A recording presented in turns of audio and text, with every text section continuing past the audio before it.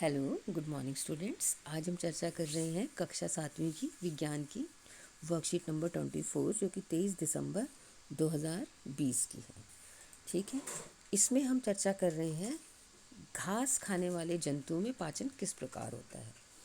अब घास खाने वाले जंतुओं में आपने अक्सर पाया होगा कि वो बैठे बैठे एक जुआली सी करते रहते हैं और वो उनका मुंह चलता रहता है और लार सी उनकी दिखती रहती है। ठीक है, अब यहाँ पे हमने देखा है कि कोमल है नाम की एक लड़की है जो कि कक्षा 7वीं की विद्यार्थी है और एक दिन नज़दीक के पुरुषालय में शैक्षिक भ्रमण पर गई। वहाँ उसने देखा कि गाय तथा भैंस आराम करते हुए अपना मुंह चलाए जा रही हैं, जुगाली कर रही हैं और बहुत आश्चर्य हुआ। फिर उसने कक्षा में अपनी शिक्षिका से इस बारे में पूछा। घास खाने वाले जंतु जैसे गाय और भैंस भोजन को जल्दी जल्दी निगलकर आमाशय तक एक अलग भाग में भंडारित कर लेते हैं और यह भाग होता है र्यूमेन, जो कि उनका प्रथम आमाशय कहलाया जाता है।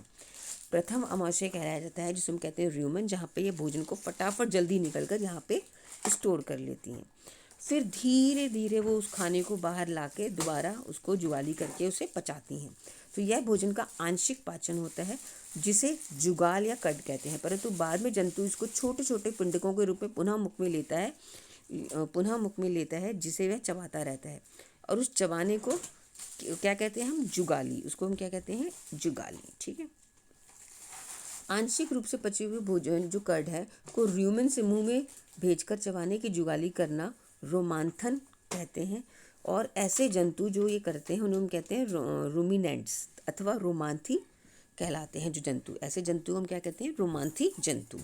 ठीक है, अब जो घास होती है, घास में ना सेलुलोज की मात्रा बहुत अधिक होती है।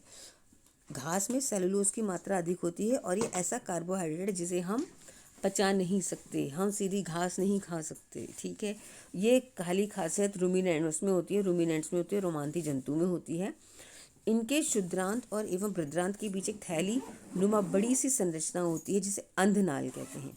भोजन की सेलुलोज का पाचन यहाँ पर कुछ जीवाणुओं द्वारा किया जाता है जो कि मनुष्य में नहीं होता। तो इसीलिए अगर हम चाहें कि हम घास को खा के उसे का पाचन कर लें तो हम नहीं कर सकते। उसके लिए हमें क्या चाहिए था जो हमारे पास है ही नहीं, जो कि किनके पास है, रोमांथी जंतु के पास है। क्या है, बृद्रांत, शुद्रांत और बृद्रांत के बीच एक थैली नुमा संरचना जिसे अंधनाल कहते हैं। उसमें कुछ जीवाणु होते हैं जो सेलुलोज का पाचन कर लेते हैं, जो हमारे पास नहीं होते। ठीक है, अब यहाँ पे ये तो आपको ये दिखा रखी है गाय जुगाली करते हुए।